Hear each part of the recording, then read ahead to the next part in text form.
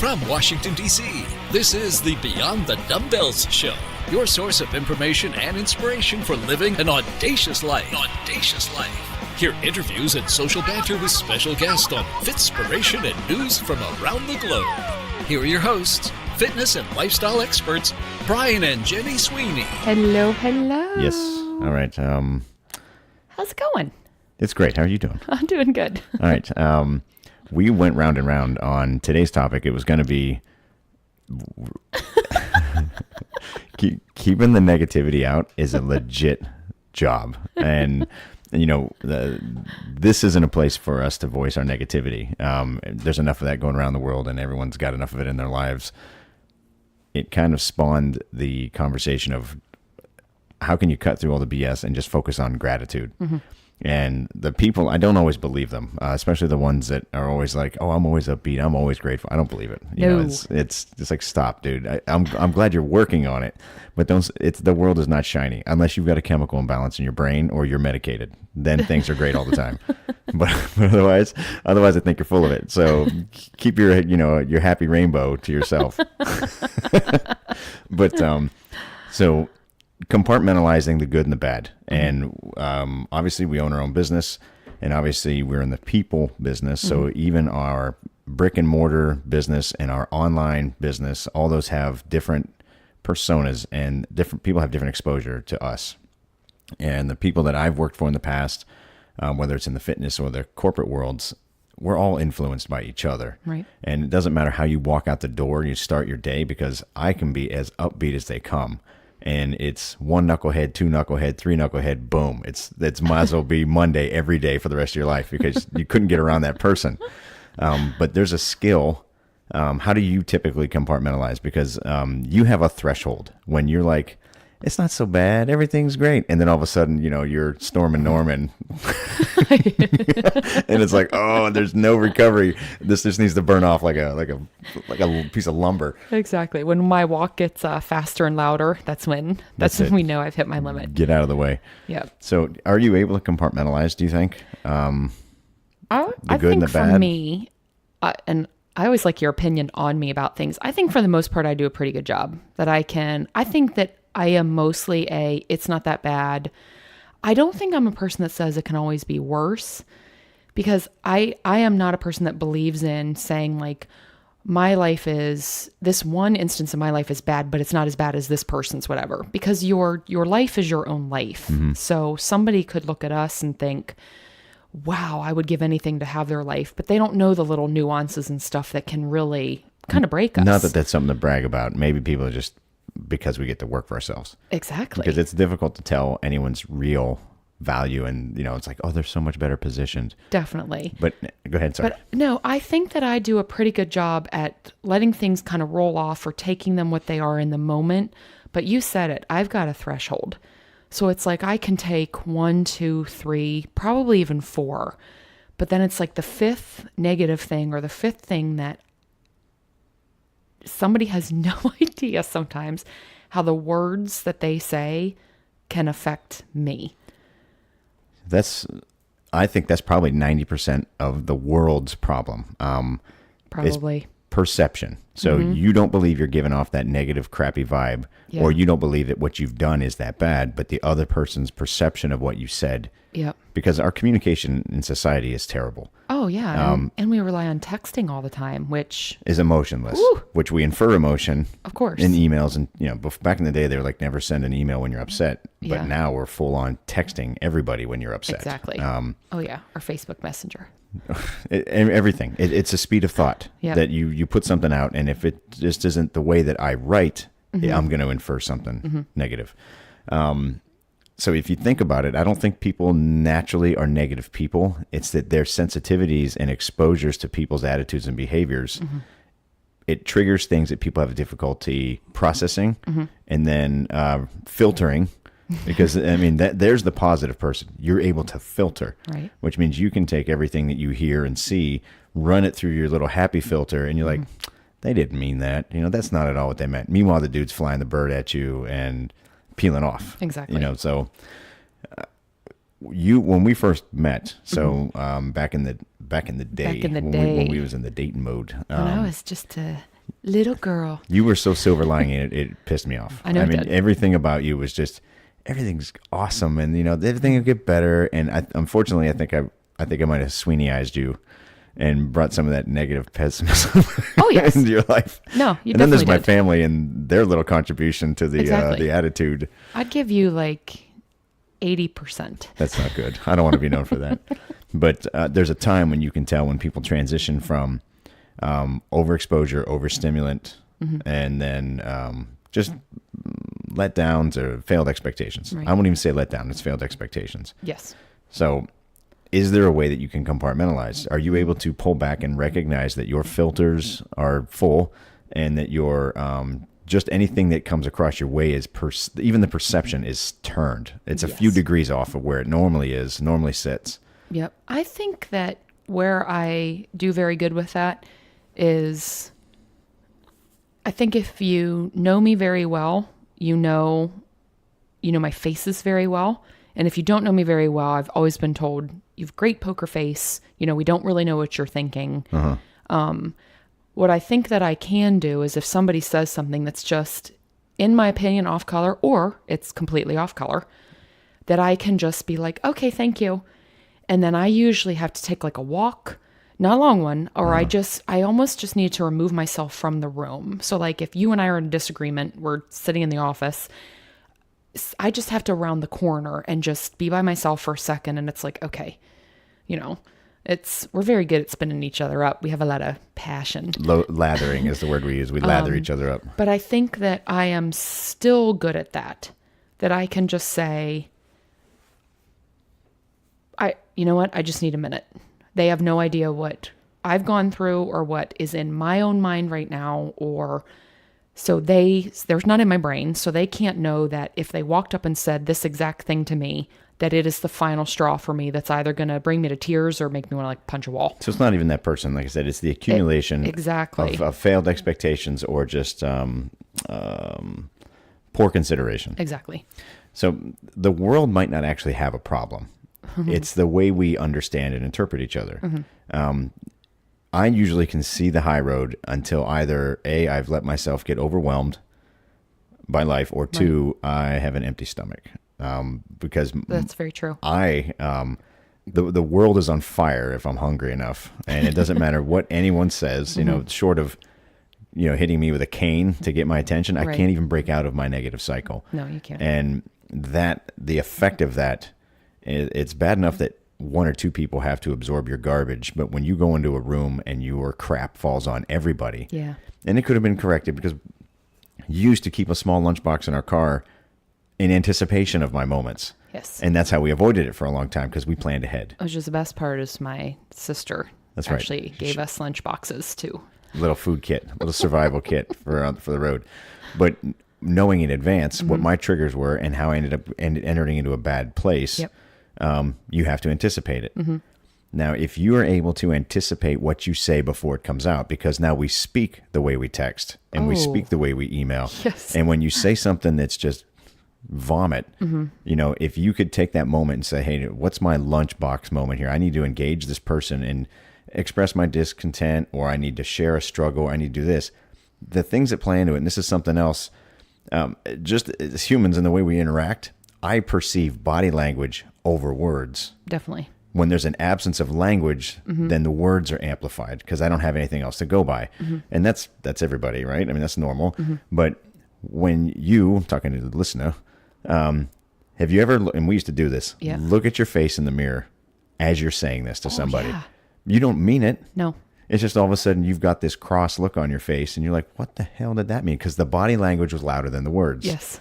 And imagine the conflict and the strife that can be avoided if you look at your face. Yeah. And, we started calling each other on that for a while. And it worked because now you just sit there and you try to be neutral faced and you're like, don't raise your eyebrows, don't curl. It's like, don't make that poopy face. My big thing is furrowing the brow. When you sit there and you're like, I don't even listen. I'm not even listening to what you're saying. Your face is so twisted up. You get the eyes, and mine's the mouth. You're like, your lips disappear, and then I know you're mad. And I can't lock eyes with someone when I'm pissed because I honestly think they can see in my eyes that I want to kill you.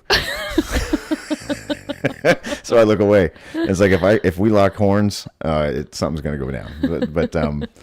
So the strategy, I guess now, and this is just a nice little humankind, way to kind of engage. And we started out talking about your gratitude. Yep. And your filter, I think, can be cleaned out if you can reflect on your gratitude. Yep. And I know that some of the business coaches we've had and the people that we've listened to, and Tony Robbins and all these influencers, they've all talked about spend the first 30 minutes writing a list of things you're grateful for. Right. I could write 100 things every day that's different, but the problem is I only reflect on it that first 30 minutes of the day. Yep. Same here. And then the other 20 hours that were up, the last thing I'm thinking about is that list. Right. But you walk out of the house with a spring in your step. But, 2 hours later, the trick is you need to have that list on hand or freaking tattoo the top two on your body. Exactly. And it's like, hey, this is my check. The some of the stuff and the sayings that we've got literally tattooed on our body, they're meant to cause you pause and to say, look at this. I've got a verse from John on my arm. Right. And that whole point is to think about what really matters and what doesn't. Definitely. And maybe I shouldn't have written it so that I see it upside down.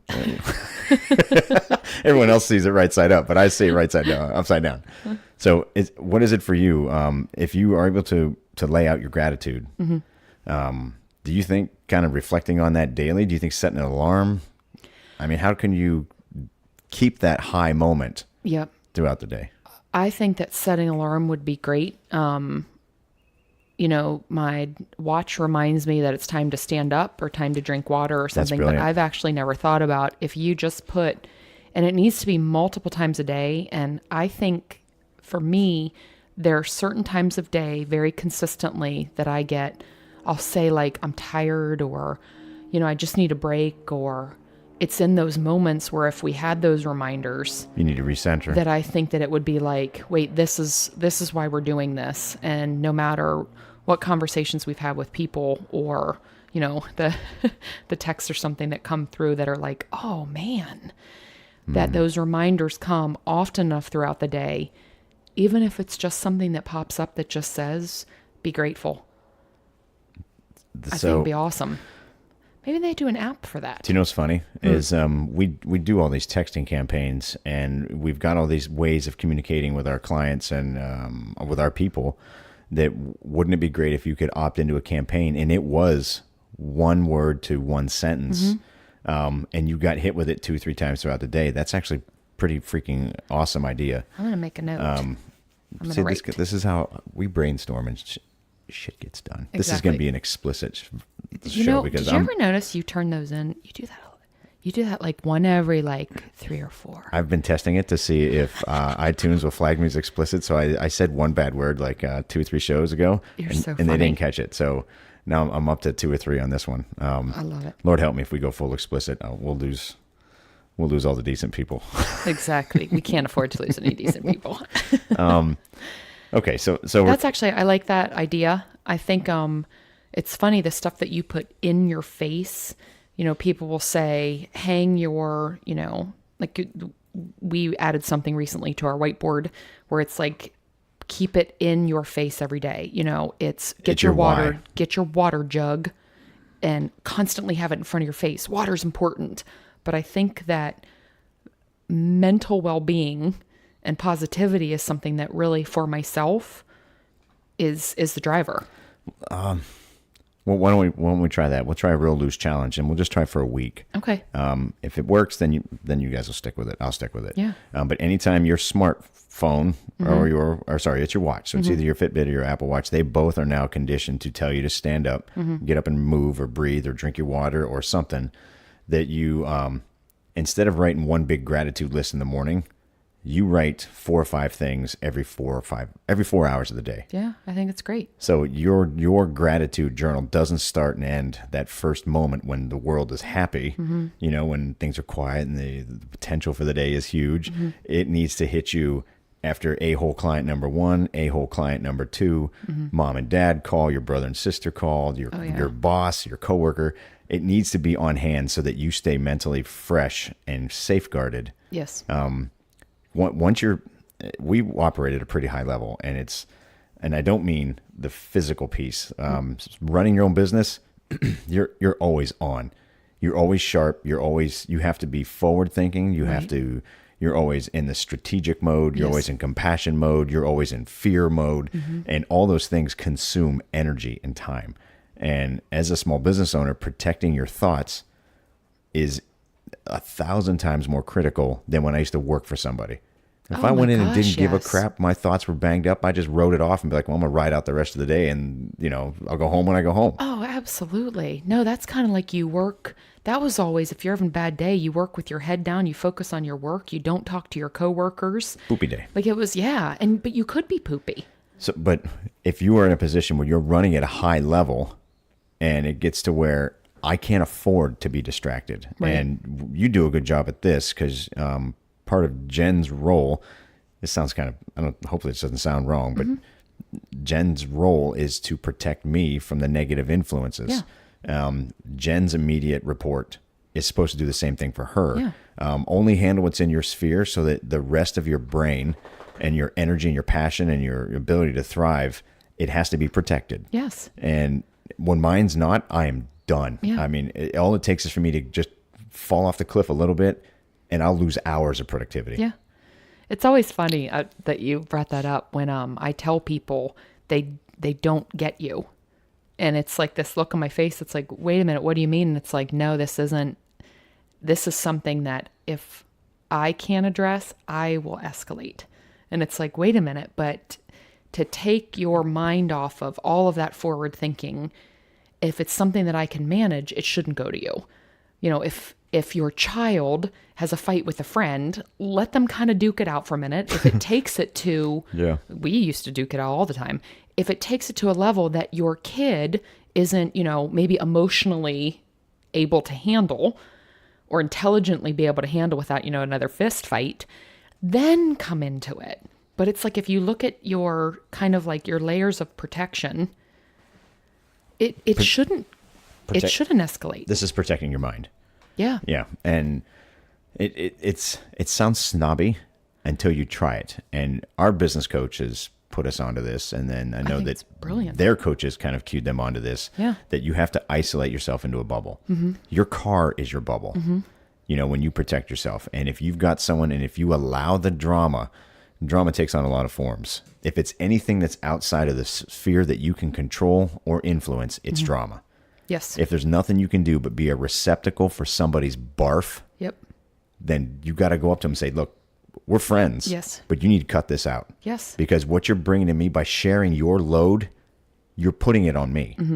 And now you have influenced my day. And it's worse than catching somebody's freaking flu bug, because now you just wrecked a couple hours of my day because you can't keep your poop attitude to yourself. Yeah. Center yourself. Worry about your own self. Worry about your own self. Wow, that was a rant. So then we got there. So we do have these people. There's people in our lives that we love them.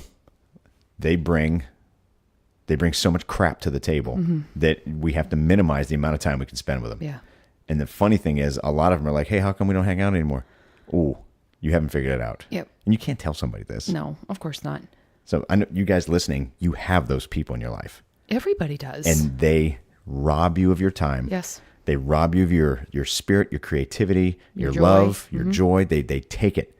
And it was funny. I won't say the name of the person, but I know somebody professionally that only speaks to their parent on a rare occasion because of the negative crap that flows down from mom and dad. Right. And they're like, look, I'll see you on the holiday. And I love you and I hope you're doing well. But I can't have you infiltrating my joy. Exactly. It's so crappy to be so selfish. It is. But like if everybody constantly operated out of, gratitude to have people in their lives, and I think anybody that didn't have any friends or family or something, it's a lonely life. So if it's like, I'm going to do everything I can, so I'll use you and me. If everything that I do throughout my day, I'm like, you know what? All I want is for Brian to spend his time with me. If I always operated out of being grateful to have you in my life, I wouldn't bring you negative drama. I mean, sometimes you've got to vent and you need your person to vent to. And sometimes you got to deal with it. But it's like, if we all just took kind of a step back, and it's like, before I send this text, this person, they really hurt my feelings. They didn't say good morning to me. I wonder why they're mad at me. Or if you just said, don't do any of that in a text. Just reach out to somebody and say, hey, I didn't get a chance to say good morning. The response is never going to be, ooh, yuck. Send an emoji. Like, right. Like, I would be like, oh my gosh, I didn't get to say good morning to you. Or if it's like, instead of saying, oh, I slept like poop. It's like to just go in and say, good morning. How are you? Yep. I'm good. How are you? I hope my day gets better. I didn't sleep very well. You know what? Let's go for us. Let's go do a lap real quick after class. Or is there something I can pray for you today? If we all did it, number one, I don't think anybody would be lonely. And number two, I don't think anybody would be a piece of poop. Yeah. You said something that made me think of the dogs. So Fitz and Millie are our kids, and they're both schnauzers, but one of them's a grumpy, moody SOB 80-year-old man, and the other one is a hyperactive meth addict that only weighs 8 pounds. Okay, that terrorizes everyone and everything. So those are our dogs. Those are our kids. And I had a couple great loves of my life, pets, and paying attention to these two because they're so small and we can move them around. I'll come around. This will circle around.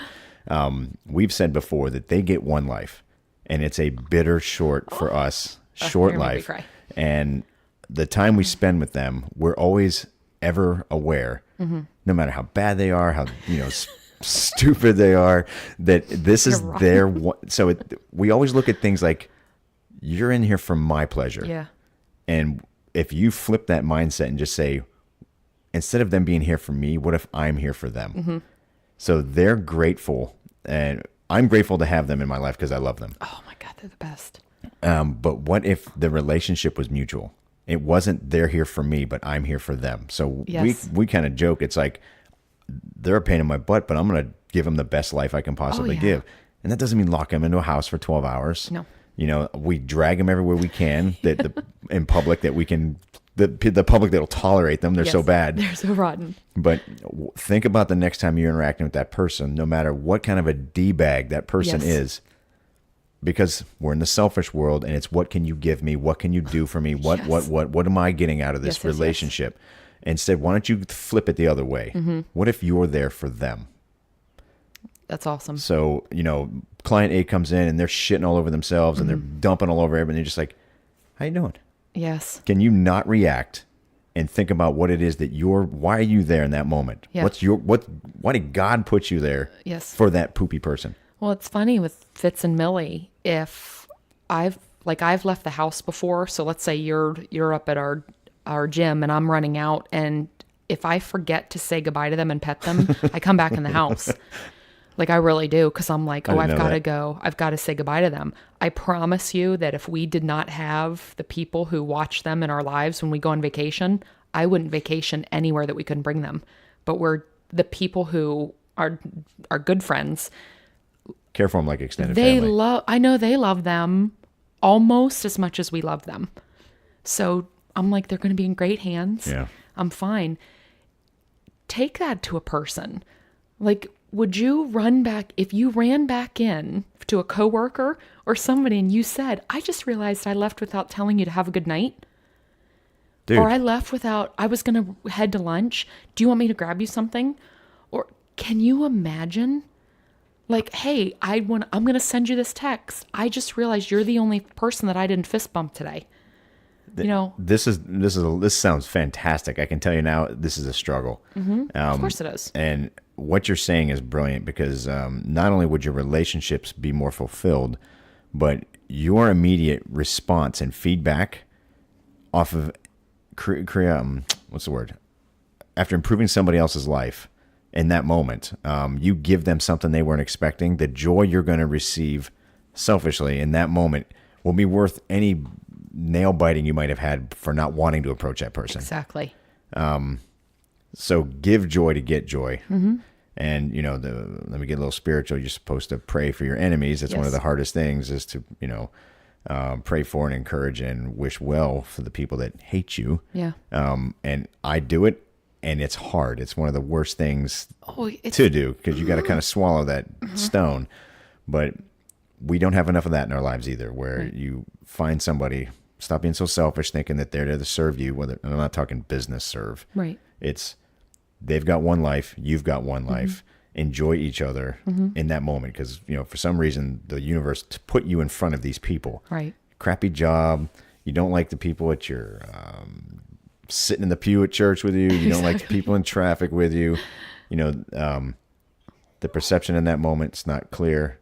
Your filter might be full because you're hungry or irritated. But it's your one chance in that moment with that person, and you share a connection in life for a blink, and then it's over. Yeah.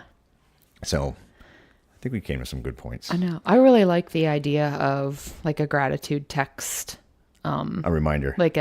Yes. And did you ever notice that those kinds of things, they always seem to come at the exact time that you need them, or you hear from somebody that you haven't heard from, and it comes right in that moment where, for me, it's usually like, I'm going to cry.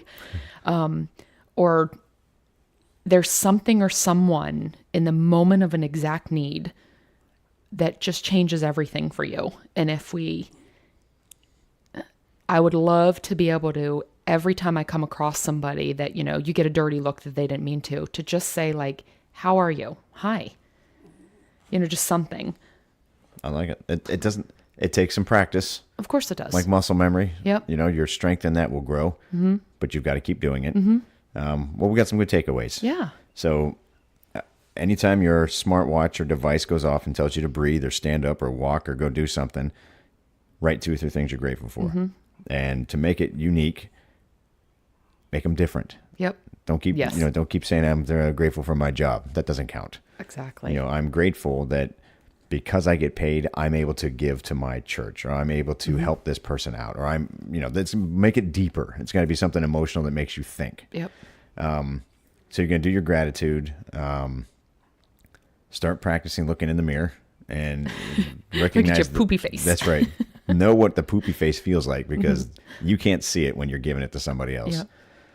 Remember to keep if you've got negativity you need to flesh out, or garbage or some baggage, whatever it is, remember to pass it on is worse than giving someone the flu. Yep. You're robbing somebody, and then you just ripped off their joy. Right. What else did we have? Get a dog. No, I'm just kidding. That's right.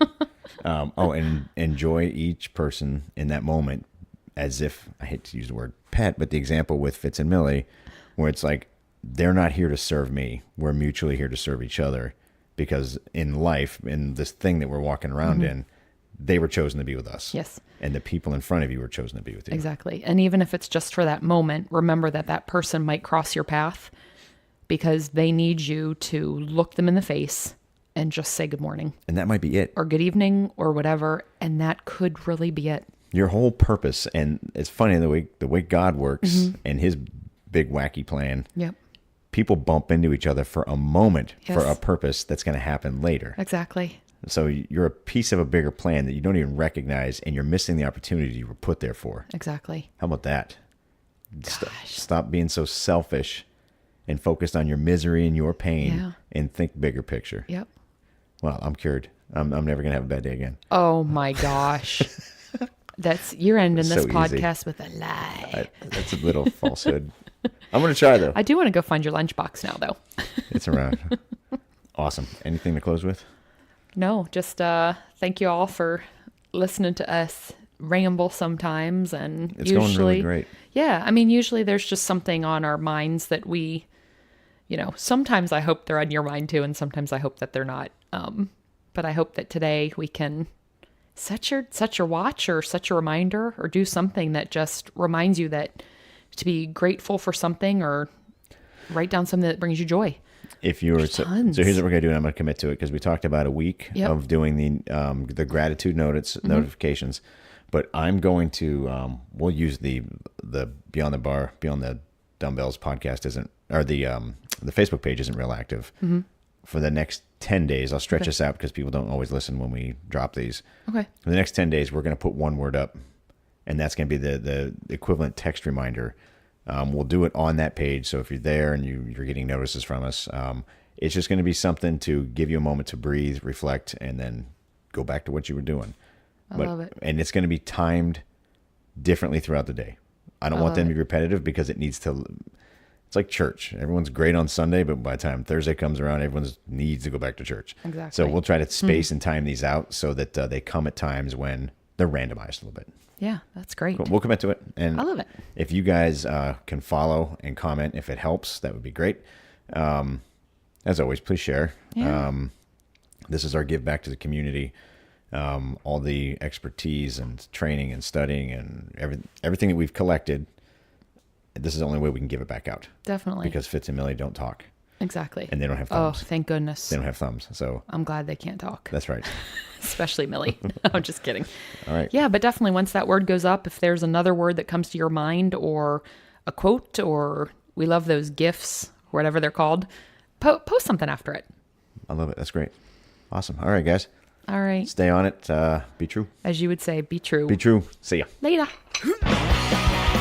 Thanks for listening to the Beyond the Dumbbells show. We know you have thousands of options for content and entertainment. We appreciate you spending time with us. If you enjoyed our show, please share our web address, www.beyondthedumbbells.com, and maybe drop us a review. Until next time, live beyond.